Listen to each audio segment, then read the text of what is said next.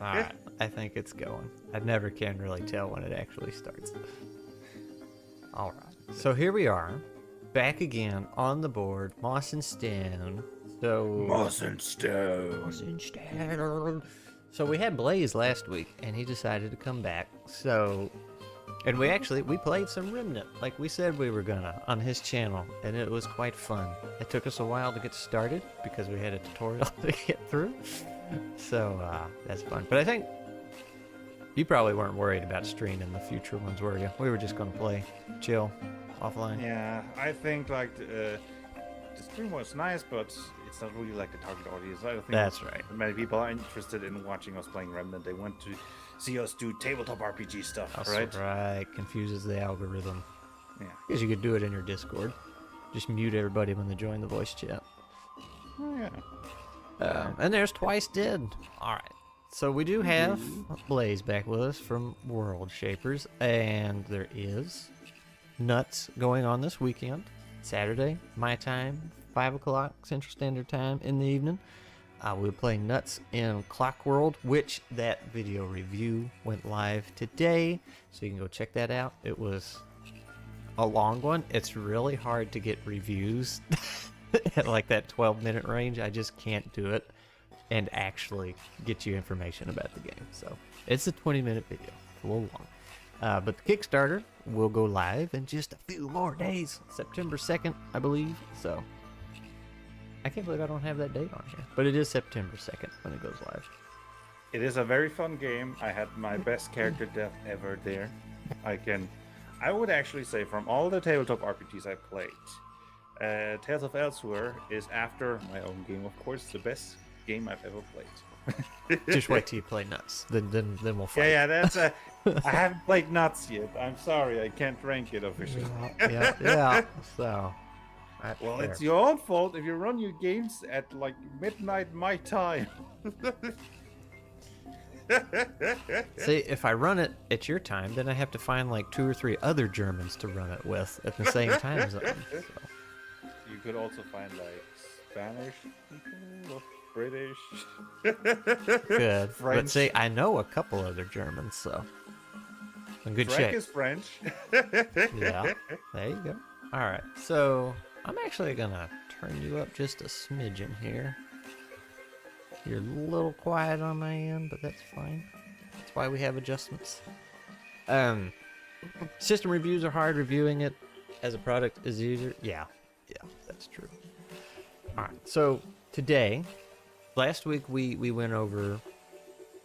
I think we spent most of the time just slapping predator abilities on the wall to see what we could come up with. So I put all those in a document, wrote them out, got some notes and comments, and so today we're going to try and make those work. And, obviously what doesn't work, we're going to toss out. But we're going to try and make them work, and I don't think we made enough to hit 18, but I'd like to have enough for a roll table that fits in D6, and 18 would have been that number, but I don't know if we'll be able to hit that many. And I don't want to force it, so if we just end up with 2 tables of 6 each, so 12, that would be fine too. Look at who you have here on your stream. You think we wouldn't hit that number? If it came to it, I could give you like 50. Give me just enough time. Yeah, but see, this actually came up.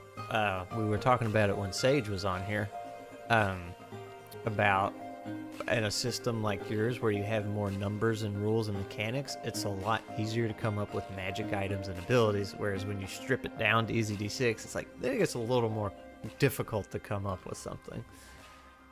I agree with you on that. Yeah.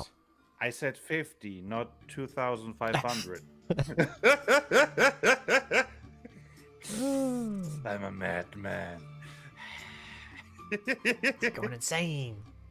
But anyway, so we're going to work on predator abilities, and then while and I guess we might hit it first, but when I was writing stuff down in the document, I had a little epiphany what to do with enemies when they win the predator roll, so we'll get into that a little bit. And then I am also hung up on starting equipment. I've been very back and forth, like, oh, do we just, for players anyway, player starting equipment, it's like, do we just keep it EZD6 vanilla where there's a handful of tables you just roll some completely random items on, or we had thought about each specialization getting their own kit with some special items they get on top of that, or the jobs getting something, and that was kind of back and forth, but I think I have a solution. I worked on it a little more than I should offline, so I was on the board. Actually, I can just show you real quick. I was over here scribbling stuff down. I was like, I should save this for the stream, so we'll get to that maybe. But first is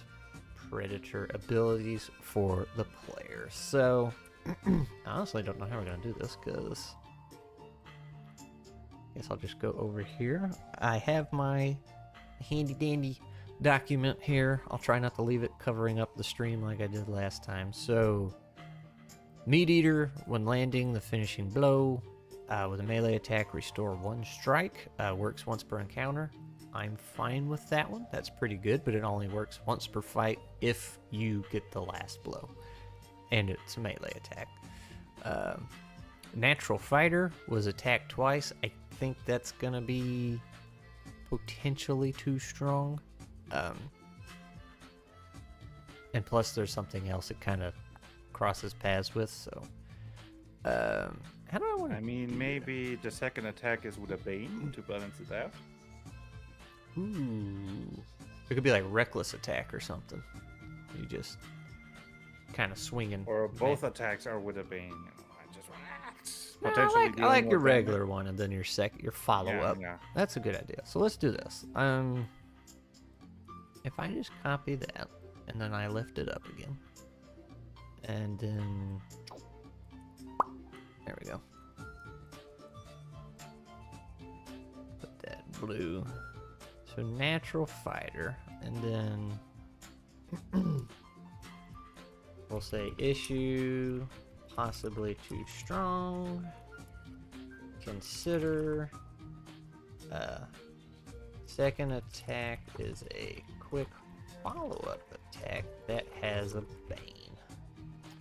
Probably what we'll Playset do. Match also suggested another possibility is that you get like the next attack against you gets a boon. Ooh. Basically. Ooh. Could we use that on something else though? Something else that buffs you up, but that's the penalty. I'll write it down. Yeah. Consider. Is it all attacks on you? He just suggested the next attack. Oh, the next catch. Okay, I see that. Also, I'm missing a few messages here. Mechanics get breathing room for the making of distinct magic items. Rules, right? Light have the problem that the items have to be conceptually different from each other. Yep. You can have 8 different fire swords in a complex system. 3 fire swords in a Lure of Light system. Ends up being like, yeah, I gotcha. Next attack, let's see.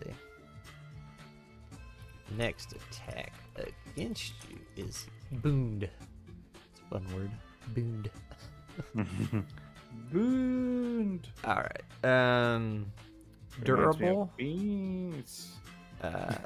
Durable, I'm fine with. That's just 1 extra strike, or it's 1 temporary strike, and you only get it once per combat. So, actually, the ones I'm fine with, I will not put on the board. These are the ones we're working on. I got a message from Peter. Okay, I thought maybe he was wanting in. That would be cool. Yeah, but it's like 9 o'clock or 10 o'clock for him. So he got in one time, and I think he joined a little later. But yeah, he had to take like a really early lunch break to get in here. So We need to get him in before he gets all busy with his Kickstarter next month. I think he's already busy with it. His Kickstarter. Let's see. Durable. We just did that. Taunt. Force an enemy to focus on you for that round. I like that one. That's good. Heightened senses. You can now see or sniff out enemies that were otherwise hidden. I think that's pretty cool. So like if there were extra, that's one like it probably wouldn't get used much, but when it did, it would be really beneficial. It's 2 p.m. here. Making lunch. Well, what's for lunch? Is it a sandwich? A moss and stone sandwich.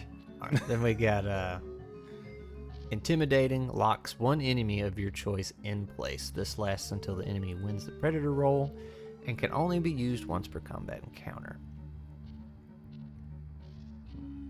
Yeah, so that one I had to make a little different than taunt. That's why it only can be used once. Otherwise, it's just a better taunt. So that's fine. So some kind of climbing ability. That's what I have in my notes. We decided we wanted something, but we didn't know what. So some kind of climbing ability. What's that gonna do? Just boons as long as you're riding or mounted on something? I'm currently reading the chat. Sorry, what? Some kind of climbing ability. We just kind of threw that on the board last week. Oh yeah, that basically if you succeed on a predator roll, you automatically can climb, like jump upon the enemy to climb them. Let's see. Here's that Daniel guy. Muffaletta, did I say that right? Is a good sandwich. It means fingerless mitten in Sicilian. Fancy. Tuna and rice. I'm making a leftover sauce to add to it. Nice. And there's Wisp. Welcome aboard. So, you're saying they can automatically climb some or mount somebody? Yeah. Basically, you succeed on a predator roll, you jump onto the nearest predator that you can climb. And then that just You could add like a range limit so it doesn't get ridiculous. Them like jumping 100 meters because the nearest enemy is just that far, but you can climb upon enemies, enemy attacks against you, failing. Hit the enemy. Ooh. Well, that's kind of like, isn't that what yours did? Or that was the thorns? In my system, climbing means you move with the enemy, you're on the same space as the enemy, and if somebody attacks you and misses you, the attack targets the thing you're climbing, which doesn't necessarily mean it hits them. Just basically, if your evasion is very high and the target's evasion is very low, and they hit like right in the sweet spot between the two of them, bam, they get hit. I like how Wisp said aggressive mounting and everybody's mind went to the chat. Sounds like a fun weekend. Right? This is a family-friendly channel. Sure, I it presume. Okay, so there's no like climbing enemy rules in EZD6. There is grapple, which is just a contested roll. So you could file it under that and say, if you win the predator roll, you automatically can climb and mount an enemy larger than you. And I think it's easy enough to like implement climbing rules. Just do it. You move with the enemy, and if you get targeted and it misses you, it hits the thing you're climbing. You could also add the thing you're climbing gets a bane if they try to attack you, right? Just like, get off my back thing, right? Yeah. So this is where I was going. So if you, let's say you automatically mount them, and then they can't try to break you free that round, but after that, they can just do the regular, already existing grapple rules to try and break you free. And then that, when you're already grappled, they're already doing everything with disadvantage or banes. So that's like already baked in. So you would already be messing them up. You would treat it like a grapple, but technically you're riding them. So you would What does a grapple do in EZD6? If you grapple someone, everything they do rolls with a bane. Which is pretty nice. Like there's one guy I played with a few times, and he would pick the magic class that basically could grow vines. So he would just grapple everybody and try and hold them in place. So everybody that failed their roll, then all the attacks they did, were rolling. They could either spend their actions trying to break free, or rolling with banes on all their attacks, if they could even move and get in range. So, But to be fair, in a game like Moss and Stone, where you will be facing predators often which are far larger than you, I think it would be awesome to implement a climb room, especially like you have a lot of critters that are good at climbing, right? So, uh, well, the moss creatures will probably be bigger than you, but like snakes aren't too much bigger than you are. You will be fighting other creatures that are your size, like the badger will be fighting other badgers, and squirrels will be fighting other squirrels. But yeah, you'll be going up probably against bobcats, and a bear might be a bit much. so my suggestion is give like an universal climbing rule that works similar with grappling, like in the sense of how you attempt to do them, but with the caveat that they have to be bigger than you, right? While grappling usually doesn't work against something that is bigger. Right. And then this ability allows you to either climb upon the closest enemy or grab them, so it stays useful no matter the size of your enemy. Yeah.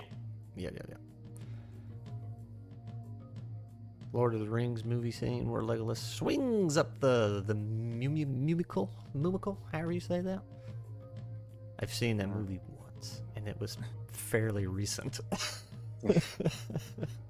What? You only watch Lord of the Rings? I've only seen it once, and I think it was this year when I watched it. So it took me a while to get to it. I mean, I've also watched it recently, like 1 or 2 months ago, but that was definitely not my first time. It's a real world example: a coon or a kangaroo doing its best to drown a predator. Yeah, exactly. So let's do this. I can type. If the enemy is near, you automatically climb on them. Climb/mount them. On the following turns, well, actually, the enemy. Actually, I need to check. Let me check the grapple rules real quick. You're being called a heretic in chat, Scrat. Tolkien heretic right here. Hey, I didn't say it was bad. I'm not gonna say it was good, but I didn't say it was bad. Get up on the hydrant. Yeah, there you go. Can I sing the theme song without we getting like a copyright strike or something? Nope. It's too. So like that video I made not too long ago where I used the scene from The Hobbit, but I voiced over it. I got dinged for that, even though I had the scene and there was zero audio from that. It was me doing the whole thing. I got not the copyright strike, not the big one, but like the copyright claim where they're like, oh no, you can't monetize this, blah blah blah blah. So that's why the squirrels, or there's a big plaque on there now that says, hey YouTube, this is free use. So I had to put that on there for some reason. Okay, so no singing the theme song. Too bad. Now, all right, here we go. The music, it wants to escape. These are the grapple rules. A tug of war, often monsters will grab, envelop, or try to swallow adventurers. To escape, the hero rolls a contest against the monster. The rabble rouser rolls for the monster, and the highest roll wins the challenge. So if a warrior rolls higher than the troll, he breaks free or avoids the grapple.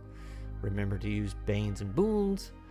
That any other check while grappled or restrained besides breaking free earns a bane. So that's it. So the enemy will act as though they are grappled, receiving a bane to all actions other than trying to break free. They can try to break free on the following turns after being climbed. That makes sense. So now that I thought grappled people got a if you're attacking somebody grappled, that was an automatic boon. So I guess we'll put that in there then. So while you are mounted on the enemy, your attacks receive an additional boon. So that's pretty cool. So we need a name for that. Maybe we have to add to climb target. You need one free hand. So that means the barbarian couldn't do it, because the barbarian in this one uses two-handed weapons. Oh, That would okay. That would completely flush him out. Which, you know, if you needed the balance, maybe, but the way two-handed stuff works, I don't think. Fair enough. I will. But that's also why I gave your little barbarian squirrel in Icon World Ship as a one-handed weapon. Because rules-wise, you need one free hand to climb. And I didn't have room to add the climber lesser talent that allows you to climb with out of hand. In my game, says Twice Dead, if you grapple someone, you get to ignore their armor as long as you have a short stabbing weapon. That's actually makes sense, because you could, like, get in there between the cracks. Yeah, that's pretty cool.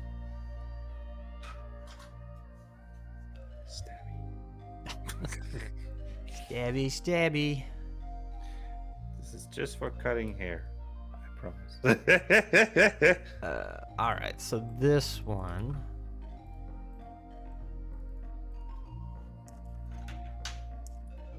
Nature struggle. Take the difference in the predator rolls. Winning roll minus losing roll. That number is now extra text. This one, it was a cool idea, but I don't think it's going to make the cut. Because, for one, while that's easy math, it's math. And EZD6 typically doesn't have any math, so I don't want to add it in there.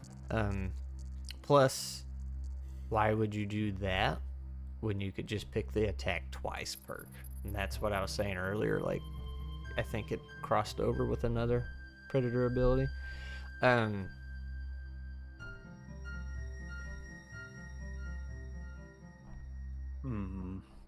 Plus, that could be but a one question: lot. Doesn't karma, work like that? That you can increase the dice size, technically adding to it. Yeah, that's the extent of the math is +1. So. Yeah, but that means it does have math. It does. You have could math. implement it with the karma system, right?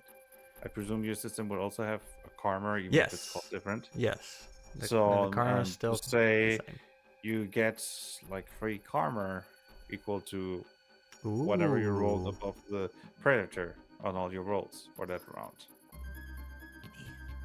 Boy, you could really farm up some karma if you had a high predator roll. But I kinda to like balance it out, that maybe since negative karma, as far as I know, it doesn't exist. If you want to avoid that, you could also be like, if you roll lower, instead get that number of boons on all your rolls. Interesting. Dan says, I feel like you spending a turn to give them a bane on everything until they spend a turn to break free seems pretty extreme. Well, see, here's the thing.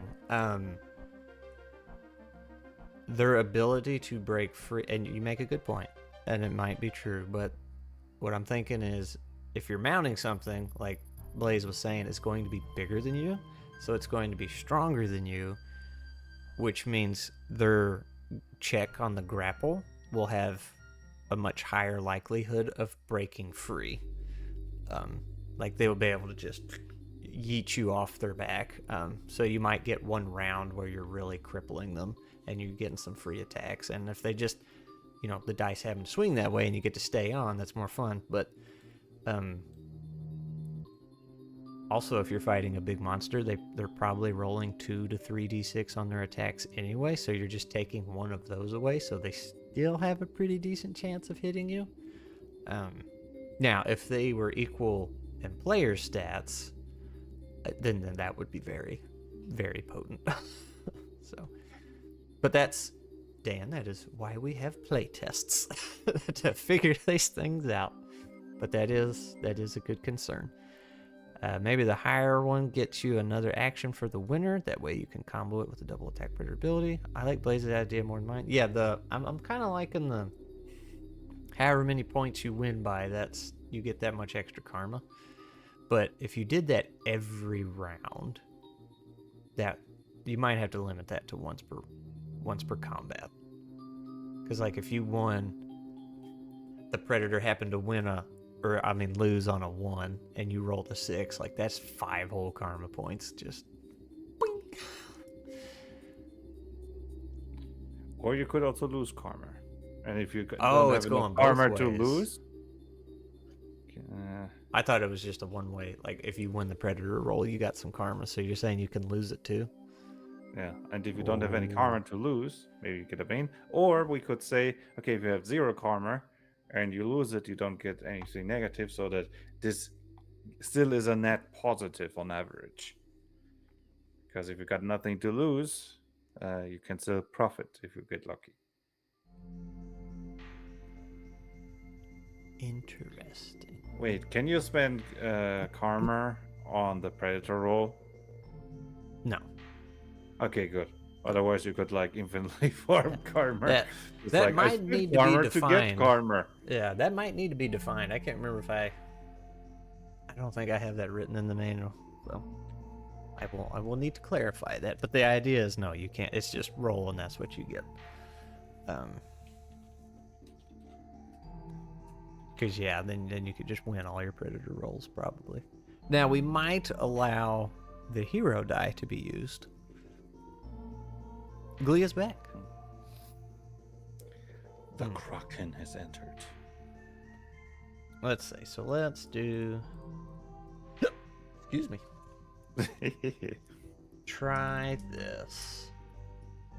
The difference in the roll is how many karma you will gain. Works once per combat.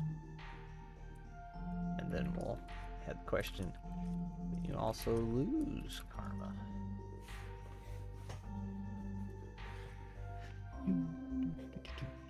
Also, I think I've mentioned it before, but the hollow tongues, like the big moss monsters, they block karma. You can't use karma on them. You're limited to your hero dice. Kitty. It's swords and stones. Sword and stones. Yeah, so that's pretty good balance. I could also imagine the creature catching it and slamming it. Yeah, so let's see. Yeah, so while you're on them, they got a bane. We might say just a bane to attacking you.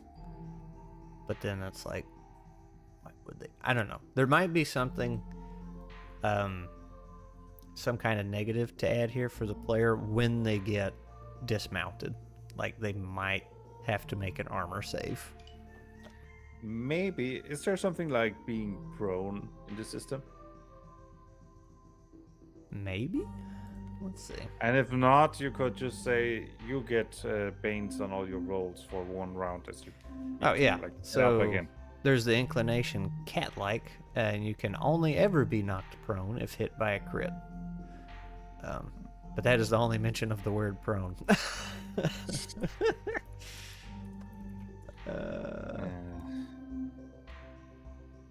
There might be a different word you could search for. That's like you get banes on attacks against you when you're knocked down.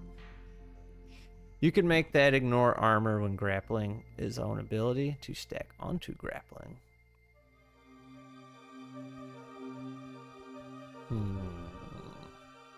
Let's see.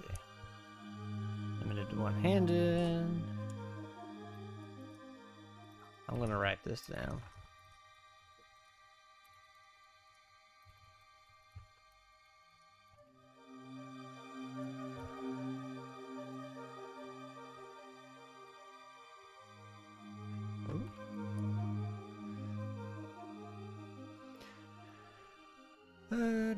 Alright. Nature struggle. To difference in normal chaos. Lose karma. We're gonna leave that there and keep going. Unpredictable critter. Roll a random predator ability. I like that one. Counterattack. That's why we need it to be 18, right? Yeah. And if you roll unpredictable critter, you get to choose the effect. Yeah. Well, wait. What do you mean choose? You roll a random predator ability.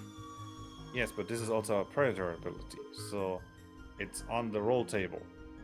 Yeah. And if to avoid like an infinite loop of I rolled the unpredictable critter on my unpredictable critter roll, so now I roll again, and I rolled it again. You just keep rolling. That's it. Or another thing is, if you roll it, you can roll 2 predator effects randomly. And if you roll again, and if you're really lucky, you get like 12 predator abilities on a turn. It's highly unlikely, but technically possible. Just explode and rage. Yeah. Maybe bullfighting. Oh no, he unlocked the super squirrel form. Let's see. Is there something similar to 5e differences, or 5e difference between grappled and restrained? I think there's just grappled in EZD6. Lose 1 turn against an enemy that is bigger and stronger than you. If it's like choking a gorilla, if you fall to the ground, get pounded into St. Peter's store. Maybe some sort of cat fall. Your first increment of fall damage is negated if you get thrown off of something. That is already an inclination. I believe there's something like that. Plus the squirrel has that naturally. Maybe bullfighting would have been a better analogy than choking a gorilla. Restraining was the next step after grappling. Mounting and restraining in some way would definitely be a bane against a large creature attacking anyone else. How likely is to be rolled again, though? Talking about the grapple? Well, that's what I was saying earlier. Like, if you're mounting a very large creature, they will have a lot of boons on their grapple and strength check stuff. Whereas you may not.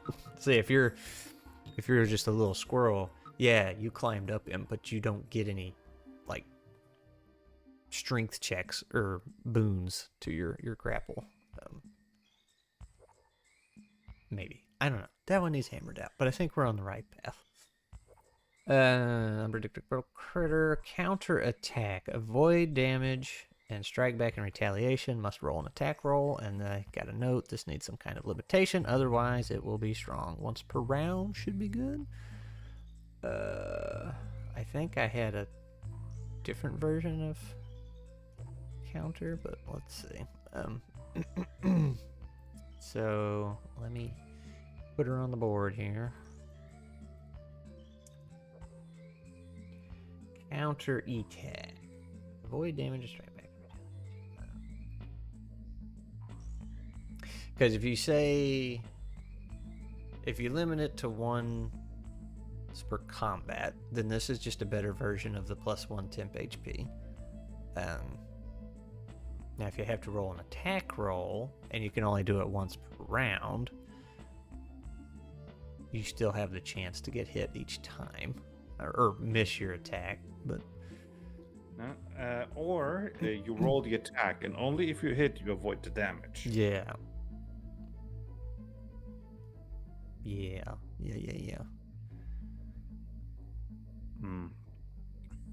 last question was about the random predator ability. The thing. Oh yeah, how like it would not be very likely to be rolled again. So you have a 1 in 18 chance to trigger that, and then you have a 1 in 18 chance again to trigger it. Well, not technically because you're rolling twice, right? It's a bit higher, but. Alright. Avoid damage and strike back. So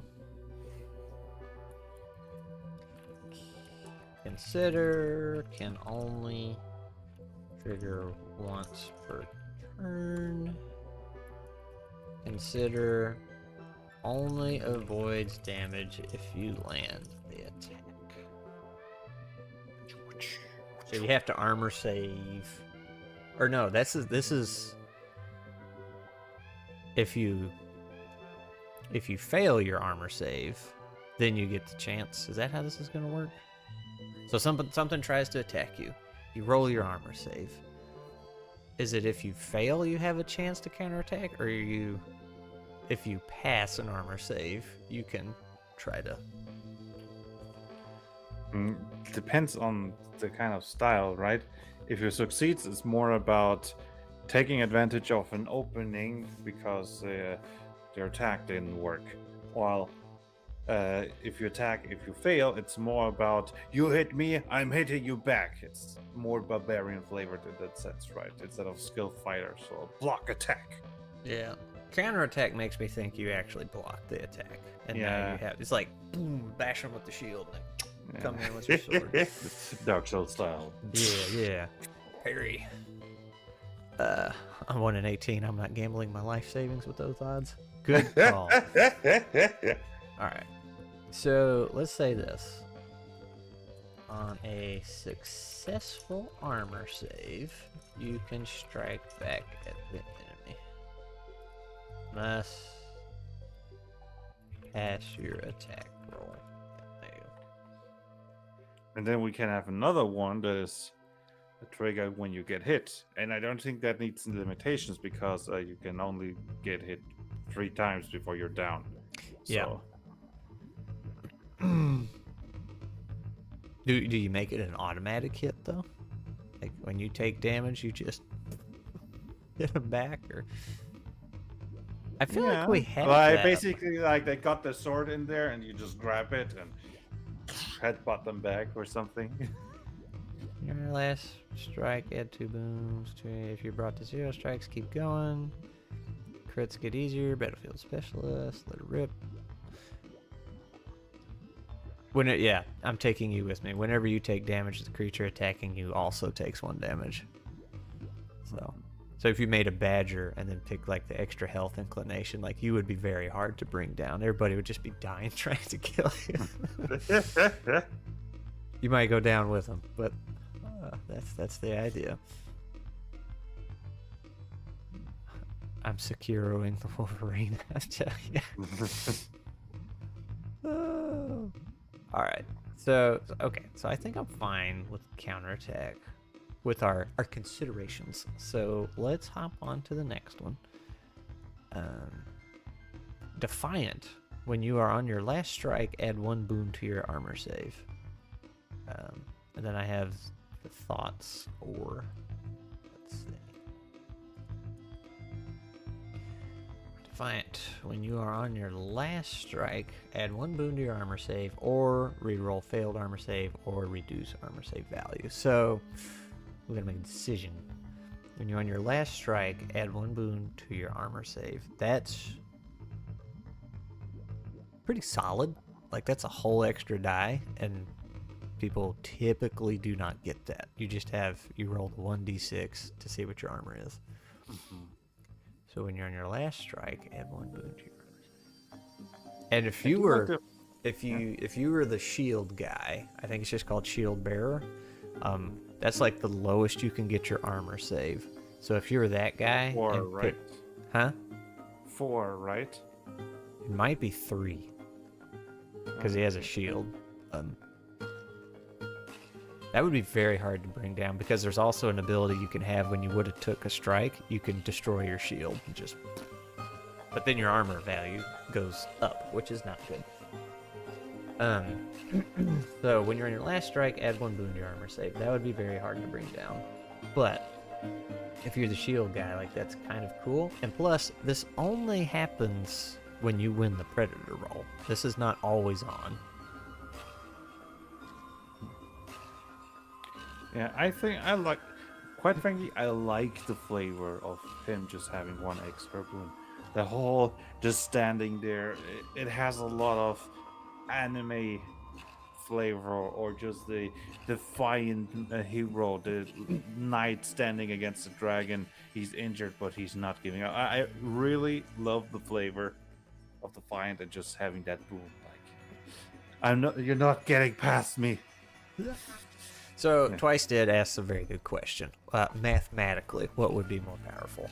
Since you're at death's door here. So, unless I'm mistaken, add 1 boon to your armor save, and re-rolling an armor save is exactly the same, because that's just 2d6.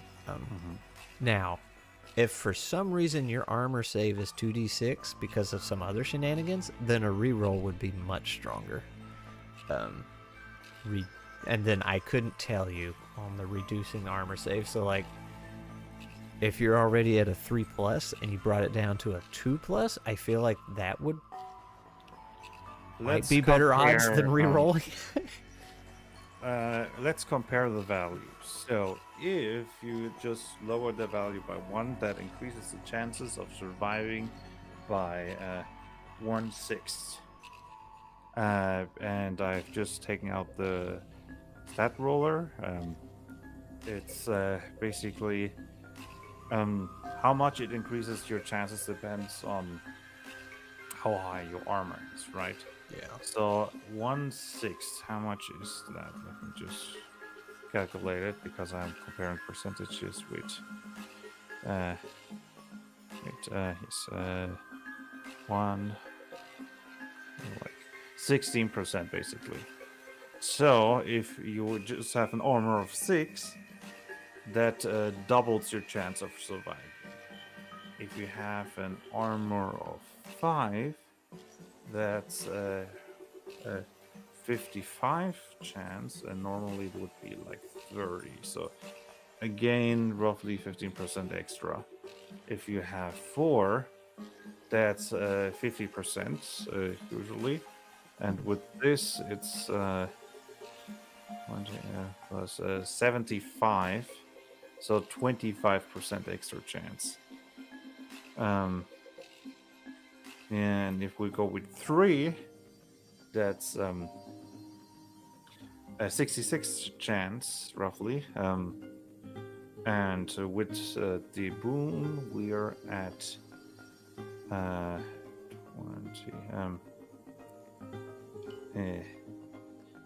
75%. That's 80. 90% chance. So that's an increase of 23%. So getting a boon is usually equal to slightly stronger than just getting +1 to armor. Okay. I'm sitting here looking, so like the shield guy, he does get a 3+ so long as he has a shield. But he also, like I said, if he failed an armor save, he can opt to use his shield to just eat the attack and explode. But then it goes from 3+ to 4+. And I don't think. Let me look at the inclinations here. I don't think we have anything that gives you more defense in that regard, because it just defense is kind of hard to do in EZD6. It would stack so fast, so I think we strayed from that. So basically, if you have 3, it increases your chance from 66% to 90%. That's pretty big. Yeah. And if you have a 3 and you just get a -1 to armor, that would mean you have that's 100 minus 16 is 84% chance roughly. Oh, you know what I wanted to look at? Where's those sandwiches at? Sandwiches. Do you have a sandwich that increases your armor? Well, you got bug sandwich. Grant a boon to a single thing of your choice. You could say your armor. Maybe. I don't know. I might need to clarify that. Actually, I'm going to put that in a note. And you increase armor saves. Put that in red. To be fair, if you can only use it on one roll, it's not that powerful, right? No. That's a single thing of your choice for the day. Ah, okay. No. Yeah, we really need to consider that with the armor roll then. Yeah. Armed Habanero. Let's see. Extra hero dice. Strikes. Karma. Speak with aquatic creatures. Hero dice. Your attacks always hit. Brought to 0 strikes. You instantly. Ooh, this one might be redundant. Well, excuse you, cat. Over there snoring. We have the mushroom melt.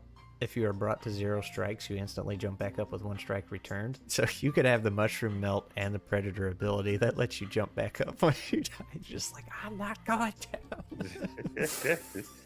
Immortal critter. Yeah, that's pretty great.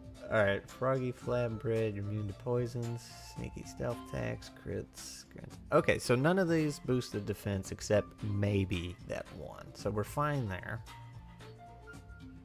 Yeah, we're fine there. We're fine there.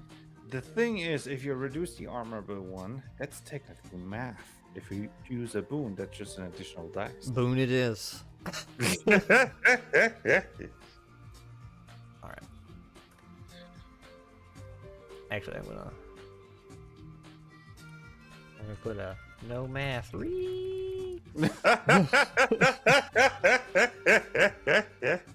I didn't hear no bell. That's right. Just.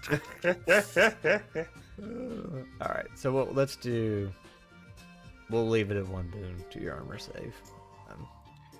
Plus, and Twice Dead made a good point This is too. not a guarantee effect, right? Right. This is only if you win the If you predator succeed on roll. Predator roll. So, Yep. I like the boon idea. I don't know, but like the idea of having a boon feels more heroic than just you get +1 to armor.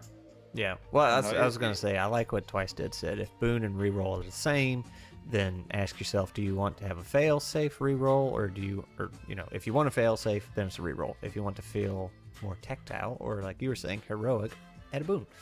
So we'll just go with boon. So let's hop on to the next thing here.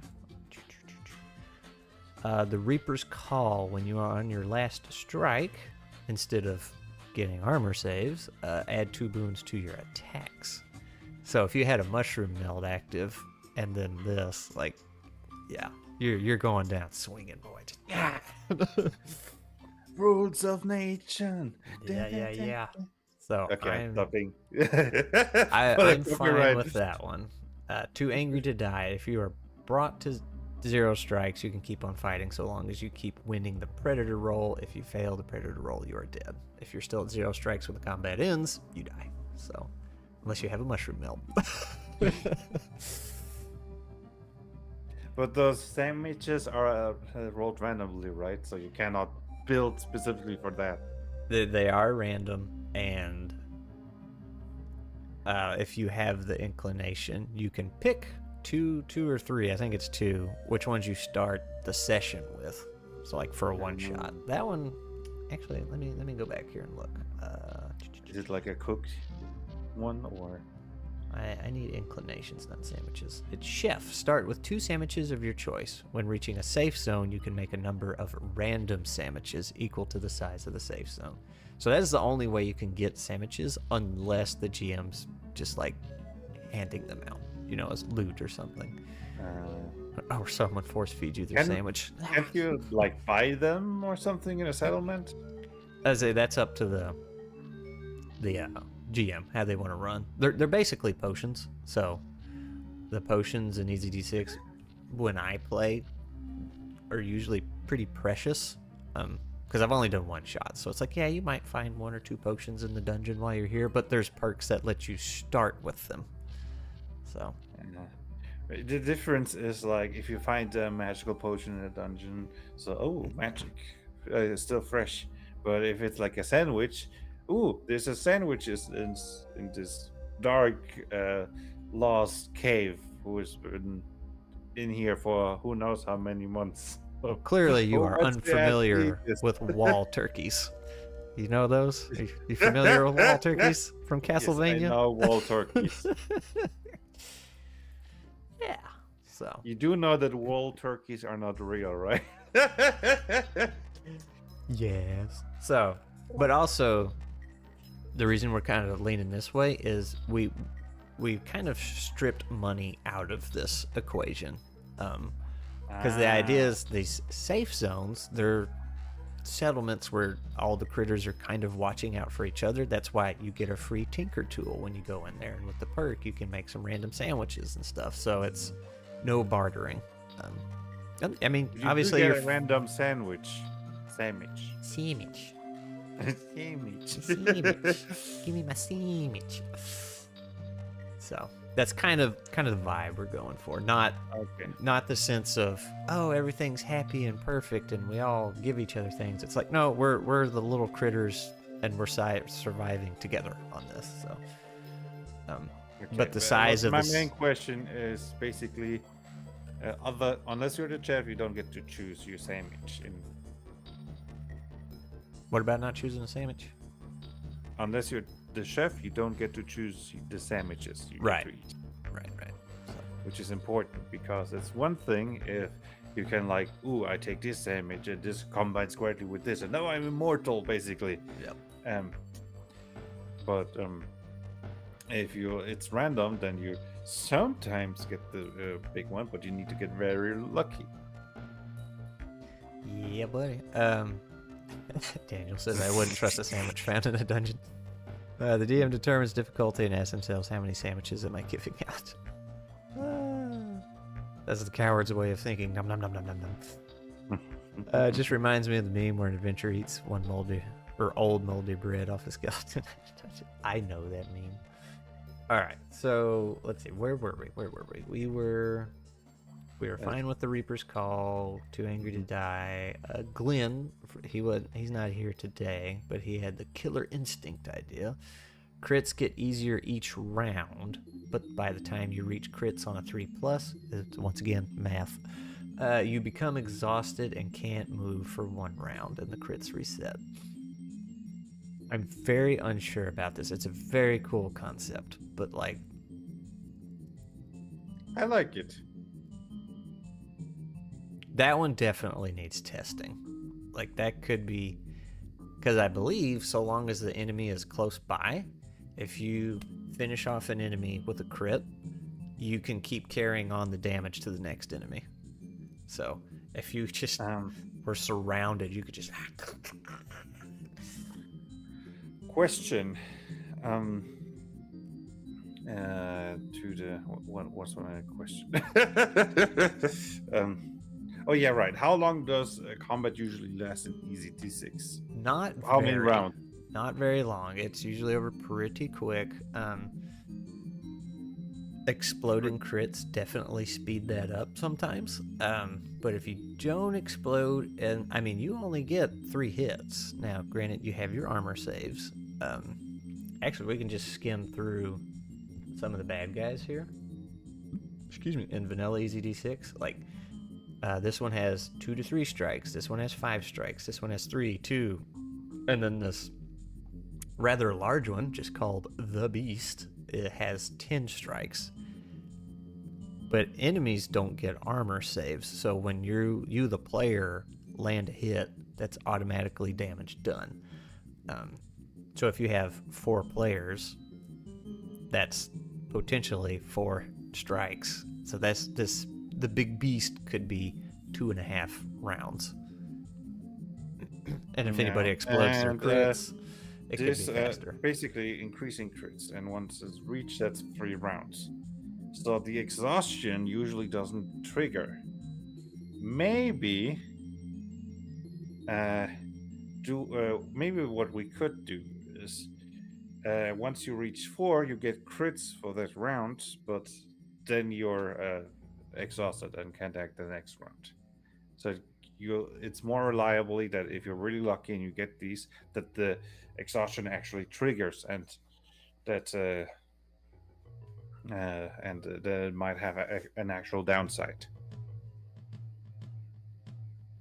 Okay, this might have been what you were saying, because I'm really bad when somebody starts talking, I'll get an idea and I start trailing off with it.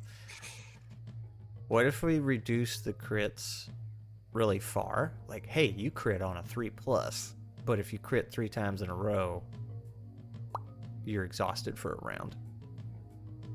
That's Good. a lot easier to keep up with. Instead of like, what's my value at? Okay, now what's it at? Now it's just like, nope, 3+ every Yes. time. And if I You want to reduce math? That's yeah. I like the idea. It reduces math. If that is your goal. yeah, and I think I know. I Roots think life there's system. an inclination that lets you roll 2d6 on a crit. So if you took that, you could just open up, so, just going nuts, and then you're like, I'm tired. So, but that also limits your damage output too. So that wouldn't just let you go completely nuts. You could do 4 damage and then just be exhausted for a turn. But that's still, I mean, even if you landed a couple crits each turn, you're still doing more damage than that. So, all right, let me catch up on chat here. Do all races get predator, like even rabbits and beavers? I don't remember any of the playable critters. Sad face. So yes, the predator role is a party stat. Every species... Oh, I'm sorry. Every job and specialization you pick has a predator role that comes with it, so it's kind of lumped in with your miraculous saves and armor saves. I think there's 1 or 2 species that add to the predator role, like the badger. I think it's a bonus to that. And of course, there's inclinations that can boost it too. But the way it works is whoever has the highest predator rating in the party, that's what you roll with. So, yeah, you could be 3 bunnies in a party that aren't very scary, and they have jobs and specializations that don't give you any predator bonuses. And then you can have the badger, who's very scary and picked a very scary specialization, and you use his predator role.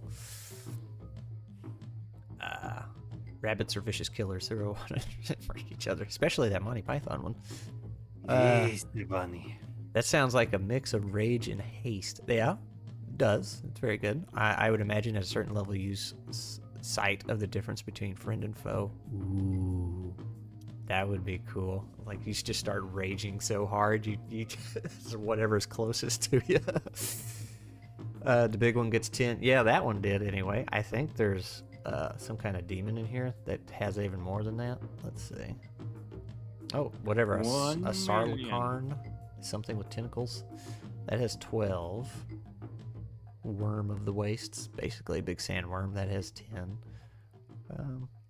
Where's the demon? Did I skip him? I did. Demon. No. Oh, so demon parentheses lesser gets 10.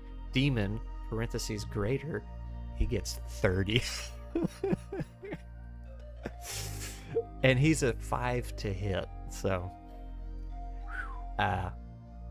yeah. Somebody brings out the greater demon. I'm just gonna be like, I'm out. You better bring that holy water. Yeah. He has large sweeping weapon attacks, all or near for 2 strikes. Oh man. He gets 2 boons to strength, melee, and lore. Immune to fire attacks. 4d6 to resist magic, and his magic ability is 5d6. Can fly, and then he bursts into a fireball upon taking its last strike. Everybody has to make a miraculous save. That's pretty potent. That would be the end of a party. Alright, so what were we saying? So Glenn's killer instinct idea. We're going to... Let's do this. Twice that magic also suggests that the version you crit in 3s. If you fail your attack, you are exhausted. That's what we were saying, right? No, we were saying you crit 3s. If you crit 3 times in a row, you're exhausted. If you fail your attack... Oh, so you just... Well, no, because see, it's really easy to crit on a 3. So that's why I like saying, hey, once you hit 3 in a row, you gotta stop. Grimwood Games, I wish I had Thursday off so I could watch these more. I mean, good news. They're there to watch later. You can go catch the VOD, as the cool Twitch streamers say. Yes, but let's be honest. It's a different vibe if you can chat. True. Right? True. You can alter the stream with your comments. Very true. And plus, manipulate reality. you can always give me money when we're live too. Technically, you can PayPal me money anytime during the day, but you know, that's neither here nor there. I'm just kidding. Don't give me money. I feel like missing just one turn might be a bit easy/light. Well, so I was hold that thought, Wisp. Greater Demon versus Grizzly Bear. Who wins? Let me write this down. Try this. You crit on 3+, but if you hit crit 3 times in a row, you are exhausted. That's not how you spell. How do you spell exhausted? For 1 turn. Okay, so going back to Wisp here, I feel like missing just 1 turn might be a bit easy light. So what I hadn't got to is, what does exhausted mean? Does that just mean you can't move? Or now, do they have a boon against you? So we could say... Ooh, I like that. You cannot act, and all attacks against you have a boon. Yeah, exhausted means you cannot do anything for 1 turn, and all attacks against you have an additional boon. I mean, you still got your armor save, but... So really, you could be the shield guy and do this, and do a ton of damage, and then not get hurt, most likely. Oh. Well, that's the fun part, right? Yeah. Combining picks that don't seem to be meant to be combined, and then having unorthodox builds. Back to I always work, love fire that when ring. players do that in Ishanakon World Shaper. So I didn't think of combining those 2 things. That's pretty cool. Yeah. So yeah, you're the shield guy. You have 2 shields, and you just beat somebody to death with your shields, and then you just collapse with the shields over you. Nap time. You go turtle mode. Can you play as a turtle in your game? No, it's all mammals. So Yeah, that's what I thought. I like turtles, but we do not have them in this one. I mean, you can find them, come across them, whatever you want to do, but not as a playable species. All right, so we got... Turtle Rider. Ooh, well, we have Bug Rider. Yeah, I know. Battlefield Specialist. When you use this ability, you can opt to assess the battlefield instead of attacking. You or a player of your choice will gain an additional boon to their attacks for the remainder of that combat. So, do we have...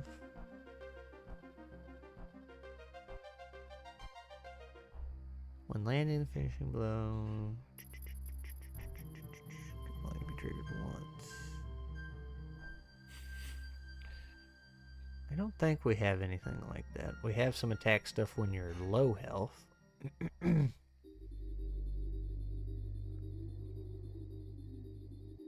Would it be better, instead of just a flat boon to your attack, you could add a boon to your crit confirms? So when the dice explodes, you get an extra d6 with it? That might be better. Let me do the ye old copy paste here,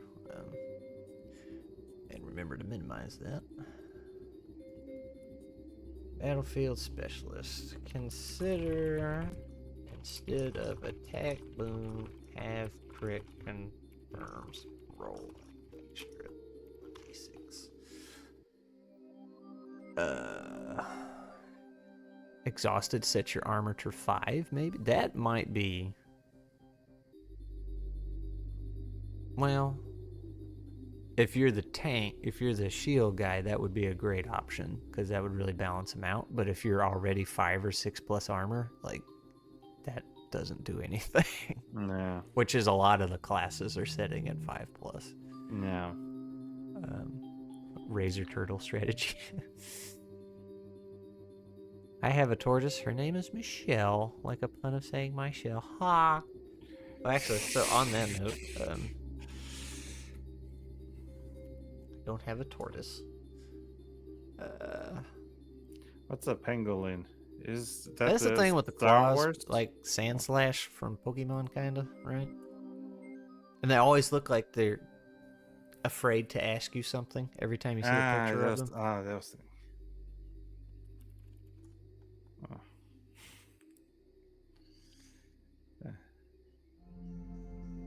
You got this is a good picture. I need to fill the silence so that the crowd, so this TikTok generation doesn't, go away.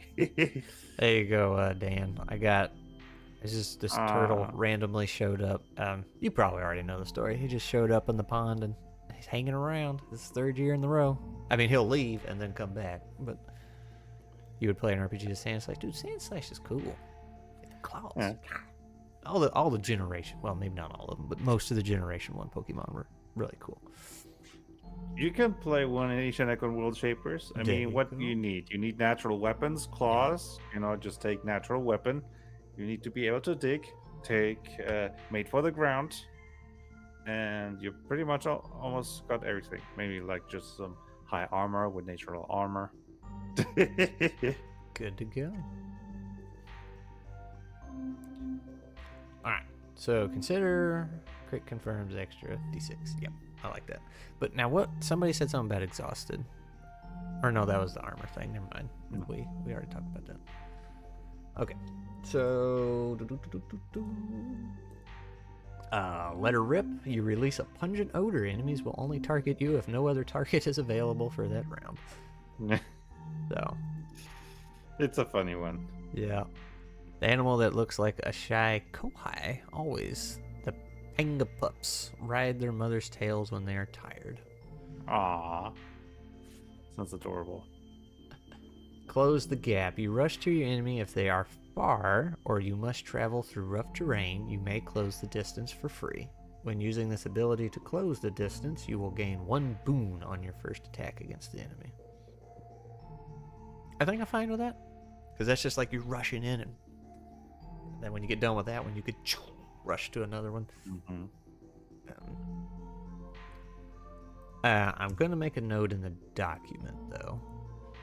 Make sure wording for distances and terrain follows EZD6 rules. I'm taking you with me. Whenever you take damage, the creature attacking you also takes 1 damage. But we talked about that one. I think that's fine. Another killer instinct was whenever you land a killing blow, your crits will roll with an additional 1d6 for each kill during the combat. So you could rack that up. Yeah, but again, combat doesn't last that long. It doesn't. But I mean, you can have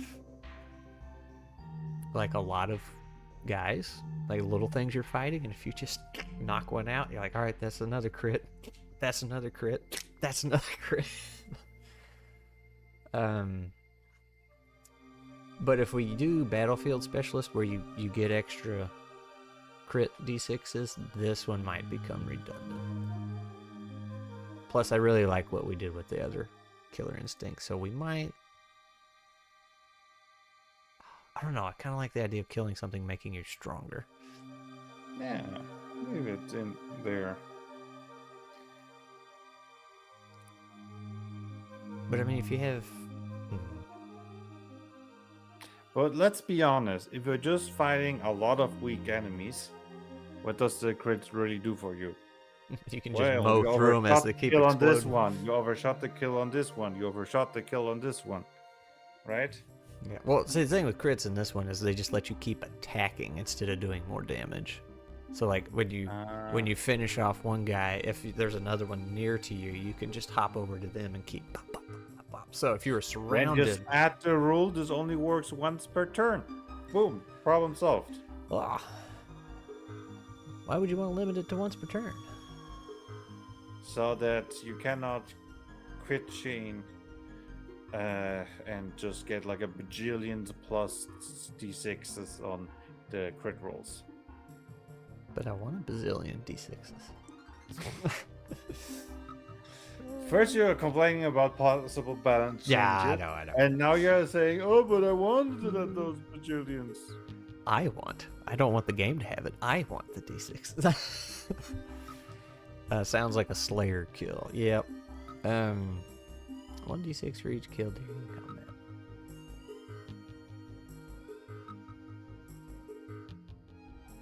Maybe. I'm unsure. I'm gonna make a note in the document here. Or, actually, no. That would be very inconsistent if I did that. Not sure. What if we did? Alright, not sure, but would like something that makes you stronger.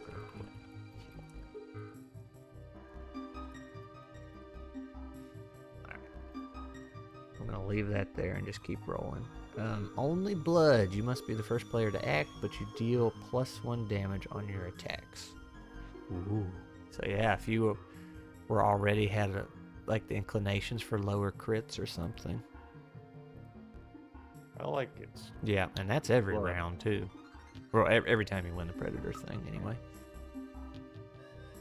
Maybe crit range decreases for every kill. Well, that's how it started with the other killer instinct, Glenn's killer instinct, and we decided it'd be easier to just say, here's that amount, and then after you crit so many times, you're exhausted. Wild bloodlust, yeah, that might make more sense, honestly. I'll put that in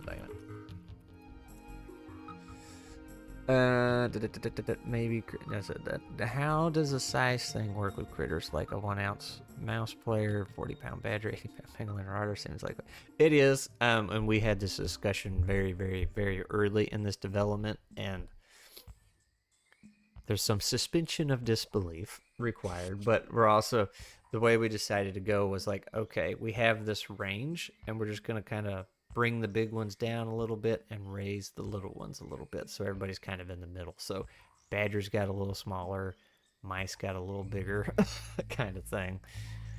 It was always weird to me how small they made the badgers in Redwall. Yeah, so we're not going to do that much, and the mice aren't going to get that much bigger. Like, they're still considered small, but as far as mechanics go, except maybe the mouse, everybody's considered medium, because EZD6 really doesn't do anything with sizes. I could be wrong. Let me look.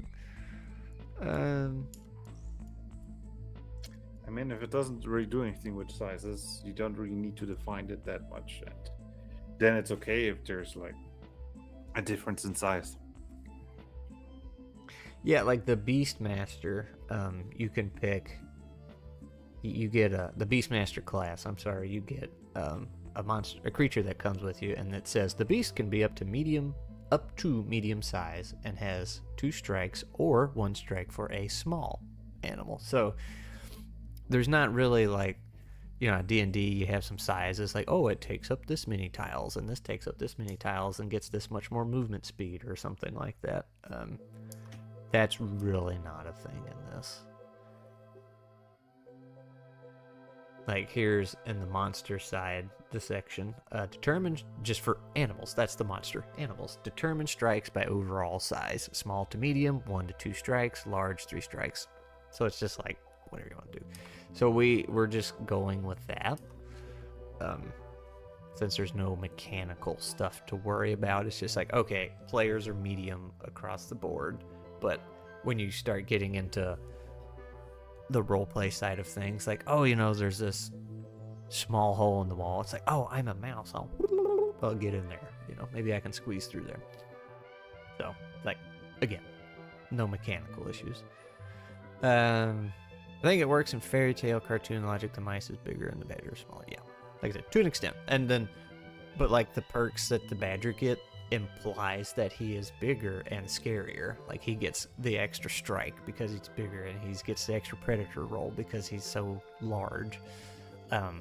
But we're not going to say, oh, because you're a badger, you can't go through this door, or you take up this much space. You know, it's just like, no. You're too fat. Yeah, it's like, however you want to handle that at your table. But the idea is, you are bigger and more imposing. So the mice is halfling-sized, and the badger is orc-sized. We go by D&D terms. Visually speaking, at least. That's pretty good. And the last predator thing we got here is Hidden Salamander Crouching Cat, which will probably be renamed, but it was funny. If you are not targeted for a round, you can crit on your next turn. So... What's wrong with my name? It's too long.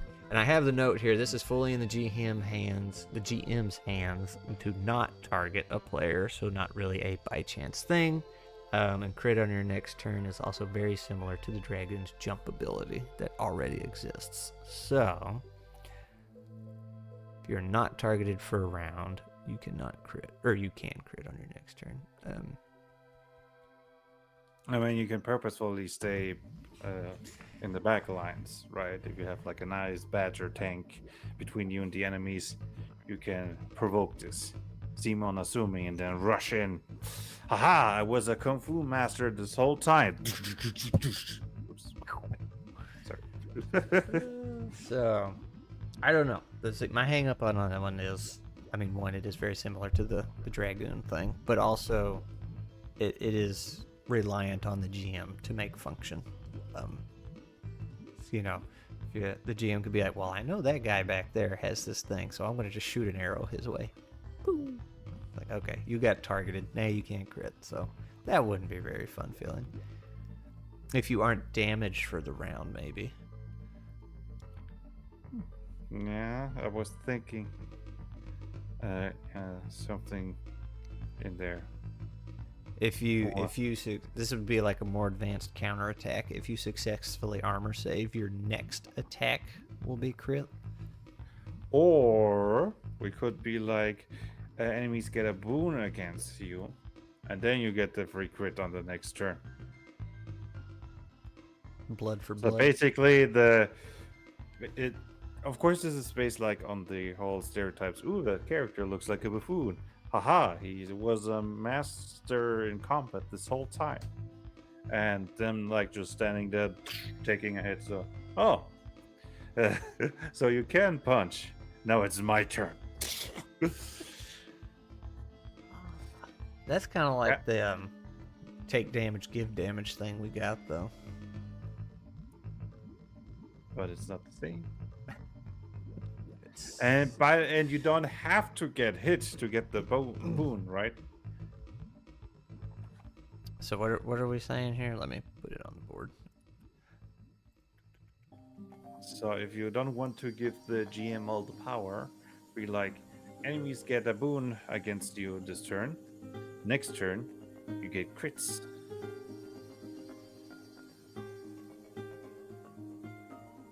Auto crits. Or at least if you hit the enemy, you get auto crit. So this takes 2 rounds to work. Or would it be at the same time? Like, I just got an interesting idea. so, The whole idea behind this trope is the enemy underestimates you. What if this only triggers if you fail the predator roll? ooh, we don't have any like that. Okay, so if you fail the predator roll, you get a free crit or something? Maybe it doesn't have to be as strong as you get a free crit. Now that it's basically triggered when more often in quotation marks. But I like the idea. Like, this is an exception. The enemy underestimates you, and they pay dearly for that. I love the flavor of that. Yeah, so let's try this. If you fail the predator roll, your next successful attack is a guaranteed. That's not how you spell guaranteed. It's a guaranteed crit. Yes. Works once per failed predator roll. I like I love the flavor of this one. the music soared and the light bulb blazes had turned on. Maybe armor like turtle ability. If you make no actions on your turn, you get an armor bonus of some sort. That's also an idea. So how many were we at? These are all staying, right? So this is one. Well, attack twice. Consider second attack. Yeah, we'll keep that one. So 1, 2, 3, 4, 5, 6, 7, 8, 9, and then Of course, now I gotta keep up with which ones were on the thing.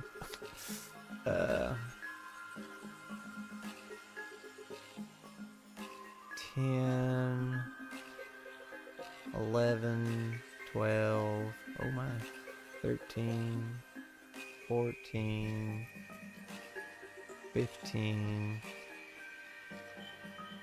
16, 17, 18. Oh no.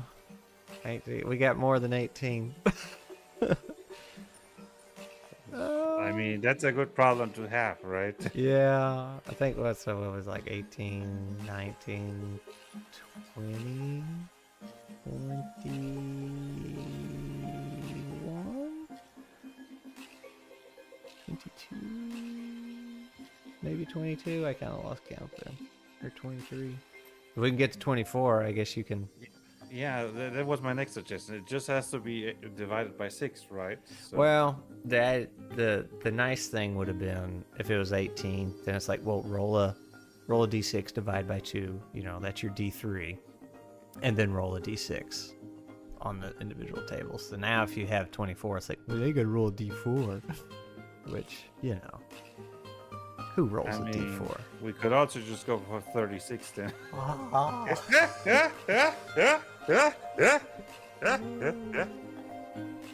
Then you can make it really complicated. Say, no, here's 12 if you succeed, and here's 12 if you fail. Yeah, that's the problem that you get if you call me and you get too many features. That's okay. We might be able to trim out a few. I don't know. We'll see. So, on that note, though, now that we got that conquered, I minimized the wrong thing. Bring that back up and minimize that. So, before, originally, the idea was, you know, you have this predator thing. When you win the roll, you get all these cool abilities we just made, and you get to go first in combat. So the idea was if the enemies win, they get to go first, and then they get access to special abilities. And then that's just kind of where we left it. And then just a few days ago, I was digging into that more. I was like, okay, you know, I like the idea of them gaining access to abilities that require miraculous saves or something, you know, things that are more dangerous, like the snake can coil you up now.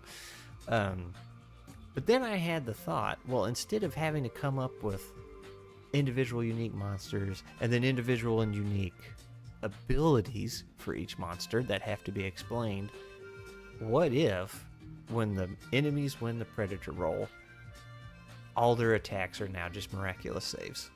It's super simple. It makes them way more dangerous. It might make them too dangerous. But at the same time, when you win the predator roll, invalidating tank builds. If everything is just a miraculous save, then you're invalidating tank builds. Well, maybe not. But that's a good point. Let's see. Where's my document? Because the warrior, does he not get? I thought he got a better miraculous save. I know the Not in the original rules. Yeah, no, not the vanilla one. I was looking at ours. We could give him a better miraculous save.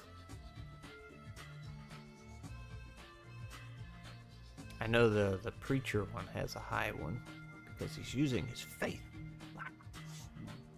The priest. But I'm also giving the players more ways to accrue hero dice. And the idea was to use them, save them up for the hollow tongues because they negate karma.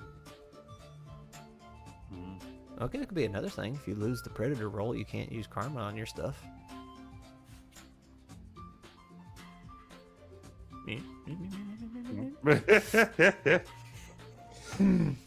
Good idea and very dangerous. Yeah, that's the thing. It would be. Also, hello, by the way. It would, because I feel like you're going to be winning the predator roll fairly frequently, but also it's just one turn. It's not the whole combat. So like, you just have that one turn, like, oh crap, we're in a bad way, and then you can flip the script. Maybe standard predator ability, they should be called instincts, since that's basically how they trigger. It's a good thought. I didn't even think of predator abilities that work by failing. Yeah. Prey instincts kicking in. That's exactly right. I could still trigger when like stunned and paralyzed. I'm catching up. I'm reading this all out of order. You failed the predator roll. Prepare to meet the big squirrel in the sky. So that one would definitely need some testing, but that was my thought. Oh, long-time squirrel viewer and first-time chatter. Just want to say I've liked your channel for a while. Well, thanks, man. Thanks for, both the compliment and the nut money there. Very much appreciated. Well, Noah's Cave. I was gonna say I don't recognize. What? No. I think I have seen that name in a comment or two. Maybe. Very recently too, I think. Anyway, Grad definitely has a great channel.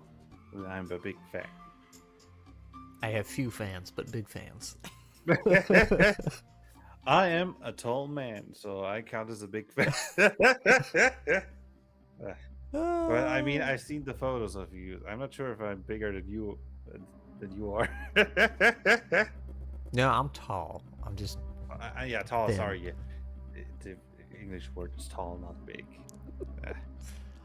No, big is this, tall is this. Could be more in the Discord. That might be it. See, I can remember usernames, but when you have different usernames on one platform and another username on another platform, then it's all lost. I usually remember the image of the user, and when they change up, it's like, who's this person? Yeah. So, anyway, getting back to it, that's the reason I like that idea. It's just like, all right, everything's a miraculous save now. It's super simple. There's nothing to think about. So like, you don't have to come up with this creature and then special abilities for said creature. Now, blocking karma would definitely be more forgiving. The tank could still tank. But that kind of digs into the hollow tongue, which I'm not opposed to. But the hollow tongue's special thing that made them dangerous was you just don't get to use karma this entire fight, no matter what happens in the predator roll. Like, you're just constantly at this disadvantage. So, which, now that I say that out loud, would kind of go with the idea of blocking karma if you lost predator roll. It's like, no, this is a moss monster. It's always scary. Like, you might get your predator abilities, but you're still at that disadvantage. So I think I like that because and this is how I got onto this path originally, I think, was because there's no magic in Moss and Stone, and magic in EZD6 is kind of your karma blocker. You can't use karma on your magical attacks and defending against magic. That's how you that was initially my problem with EZD6 when I first tried it, because I missed that line where it said you can't use magic on or you can't use karma on magic stuff. So the players were surviving everything, and I was like, this is like not, it didn't work that well. What's going on here? I feel like I'm missing something, and turns out I was. So, the few, the proud, the Marines. That's right, we're few but many. Alright, let's see. Scrat mentioning that previously is why I combined all my usernames and icons. Thanks, man. It's from a movie, but I can't remember. Yeah, I don't remember either, but I know what you're talking about. So yeah, let's do that instead. Just losing the predator roll means no karma that round, and then hollow tongues / monsters. That's just negated the whole fight. You're screwed. It feels like the difference between aura power versus fear effect. Yeah. So, and like I said, really like the idea with Hollow Tongues being something you save up hero dice for. I wanted hero dice to kind of play a bigger role and get used more often. Excuse me, punching the microphone. So I like that. Let's we'll do that. So that takes, actually I may, because we're already at 1:30, we've been at this for an hour and a half. I was gonna try and get, where is it, over to the equipment, but I think what I'm gonna do with equipment is you just have a set of items and tables like vanilla EZD6, but then when you hit a safe zone, you get to roll an X number of new items where X is the size of the safe zone. And then when you start a game, you roll a D3 to determine what size your safe zone is you're starting in or leaving from, which also gives everybody a tinker tool. So I think that's the way I was thinking about doing.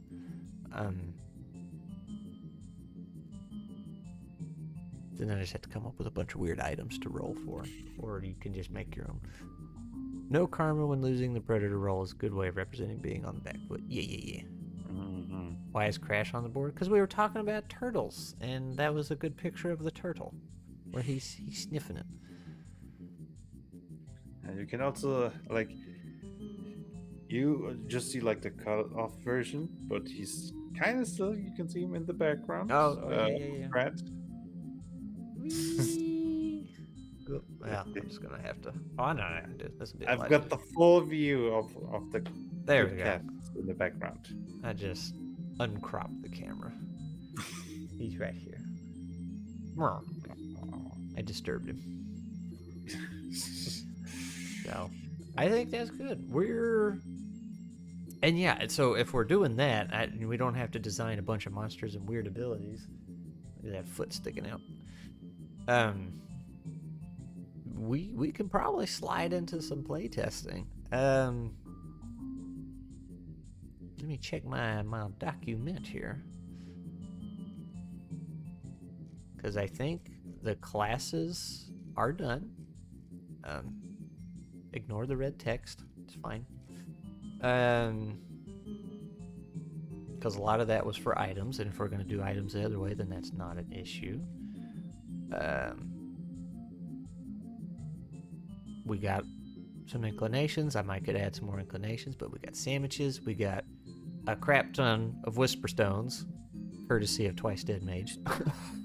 I mean, everybody in the chat was participating, but Twice Dead was on a roll. He's just stone. So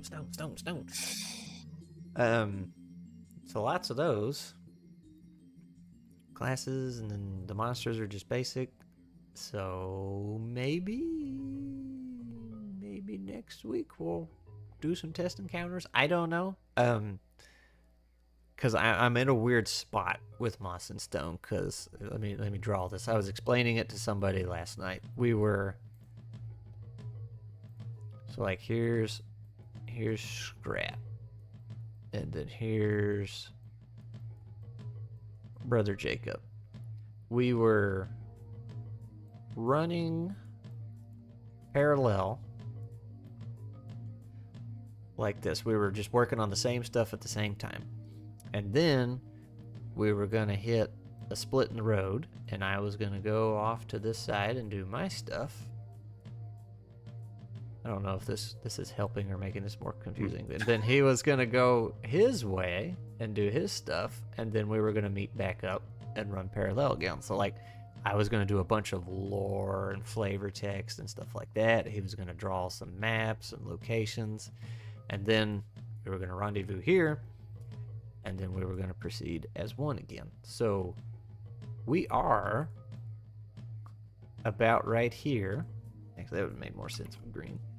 We're about right here where we're supposed to split, but I don't have Jacob anymore. So I'm having to do both of these, and it's getting a little chaotic trying to keep up with it and figure out what I'm going to tackle and work on. So and play testing would have been on his shoulders. Why I got all into the lore and everything and flavored up the manual and worked on I location. mean, I may not be able to draw maps, but I'm pretty good with game mechanics, which includes playtesting stuff. So we might. Well, and that was also to say, since Jacob he's gone now, was other floating things that I have to wrap up to, like a game this weekend. So we might, undecided, but we might take next week off in order to prep and plan for a play test. We will see. Because good news, Friday, tomorrow, I have a meeting with an editor, my old original editor. I can't say old, I'm older than she is, but the first editor that I work with that did so good on the structural side of Bastion. She's got to a position where her publishing company is getting started and going, and she's ready to start editing again. So we're going to have a call and talk about the next story and make plans for that. So that will be underway and working on too. So it's a lot of moving parts, but that's good news. Are you actually digitally writing this stuff down? Yeah, man. I mean, well, you saw the document. I'm not sure what you mean by digitally writing it down. This is going to be a playset that gets put together and sold. The safe zone is something I also do in my game, but it's based around size and tech level. Makes sense. Looks like a chunky vase. It does. Is he okay? And yeah, Jacob's fine. I don't even know how to explain it. He just decided to change gears. So, everything is written and organized. Yeah, Jacob went his own way. That's a good way of explaining it. It's a little confusing. I don't understand it myself, but he's got other things to take care of. He's got a lot on his plate, and he's got 5 kids to feed. Which is a lot. So that is that. So next week's stream pending. Might grab Sage since he's working on an EZD6 playset as well. Grab him in to do some play testing. If we grab him, it'd have to be in the evening. If I grab Blaze, it has to be in the middle of the day. So maybe we'll stick with Blaze. We'll try a rookie EZD6 guy and say, how does this feel? Yeah. But then I will also need to grab people who are familiar with EZD6 and be like, does this change it up too much? Does it still feel like EZD6? So we can bother Scotty for that one. So I mean, if it's better for others to play test it, I know, like, I'm the one in the European time zone, unlike all the other hey, guys. we could grab you and catch Peter on a lunch break.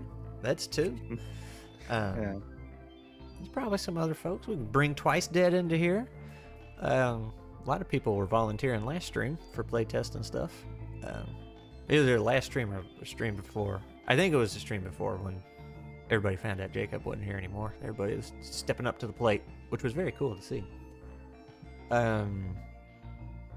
Scrat, you should make a dedicated Moss and Stone channel for getting folks to help. Oh, channel like in Discord. I thought you meant YouTube channels. No, not more YouTube videos. Fighting kids to feed who? Did I miss her? Yeah, Jacob has 5 kids to feed, and that's what I was saying. That's a lot of work and costs money, so he can't spend a lot of times on something like Moss and Stone. Big family to be responsible for. I actually need to dig into EZD6. It's pretty fun. It's really fun. I like it. It's simple. It works. And Scotty's just a super fun guy. Scotty being the guy that made it, if you didn't know. He's a trip. Just a old guy enjoying life. So let's make next week depending. It's up in the air. If we got something to report on, we will. If we have some play tests, we'll see. We'll see what's going on. So I gotta figure out a game plan. We gotta see how tomorrow's meeting goes with the editor. Super excited for that. And then that's all I got. You got anything, Blaze? Not really. It's going to be a more quiet. I mean, I guess there will be a game for beginners who want to try out Ishanikon World Shapers this That's right. Sunday. I've got a few new people joining after the last ad, and that's why I'm offering it. So, Do you have if a anyone link? wants to give it a try, I mean, it's not as roots light as Grad's games. It's He's a more crunchy one. about, but you can make simple characters. You might have seen his reviews. So I even like the game can be simple enough. Just take the beginner options and the complexity 1 options, and you will be fine. Do you have a link for your server I can post? Like in the I description? have. A permanent one? Yes, it's actually on the first page of my website, and Oh, I was looking at your sending it channel. to you directly right now in Discord. Discord, there we go. I forgot. So let's copy text. I probably should have just put the website in the chat, but that's okay. I'm gonna put it right here. If you guys want to go. Oops, I hit send. All right, that works. So that's the link to his server if you want to go join in the newbies game and see how that works. You can use pre-gen characters, you can make your own characters, or you can tell me what you want to play. It's going to be a relatively classic fantasy adventure. Go hunt a young ice dragon and don't get killed. Say, I've played 4 or 5 times now and still haven't made my own character, but I've told him what I wanted to play. That's not true. I rolled up a random one time. Hit the randomize button. Yeah, you did say in the review you would try to make your own one sometime, right? I need to try. It's all the same with all those reviewers and so that are like, oh yeah, I'm going to make a character, and then like 3 days before the game, Blaze, I didn't have time to make a character. Yeah, it's complicated. That's but like, I'm like- that is 90% of the game is making a character in World Shapers. Character creation is the best part. I know. Why are you skipping the best part? Because I can just tell you what I want, and you can pick the best options for me. That way I don't I make mean, a to be broken fair, one. I love character creation, and therefore I also love creating characters for other people. Like the squirrel barbarian, I love that build. Just like a tiny squirrel specialized on jumping on enemies, climbing, and just be. See, I do it for you, Blaze. I do it for you. People don't give EZD6 time of day because they think it can't run a campaign. Yeah, I agree. Like, people do think that, and it's just a different way they play. They like their milestones and level ups and stuff, but Just different people enjoy different aspects of the tabletop RPG hobby, and I think that's okay. There is no universal system that everybody loves, even though I'm trying to make it. I know that I'm gonna fail, but I need to try the impossible. Whispering Wisp has been 30 seconds behind this whole time. Well, now you know. Now you're caught up. So, yeah, I'm gonna close it out. I'm gonna work on plans for next week and figure out what the heck I'm gonna do. Try and make a game plan. If there is testing, it's most definitely not going to be a actual dungeon run proper one shot. It'll just be, hey, here's some combat scenarios. Let's roll some dice and see how it works. So we'll do that, and then make a couple characters, see if Blaze can break it. Well, we'll try that next week, or we will try that next week. Peter's game with the one character I made. Yeah. Thomas McGee with his little squirrel. You know, you can't touch this. The squirrel warns me from everything. Nobody could see the squirrel, by the way. So Everybody thought you were was crazy. funny. All right. So I will see y'all Saturday when we're playing Nuts in Clock World, and then we will probably be here. Actually, I lied. I will be on David's channel tonight. Grimwood Games. I'll be helping him build a one-shot for something coming up on his end, and then Saturday, I'm losing my words. Saturday, I will be running a game on my channel, and then we'll probably stream more Zellerin or this next week. So, see y'all later.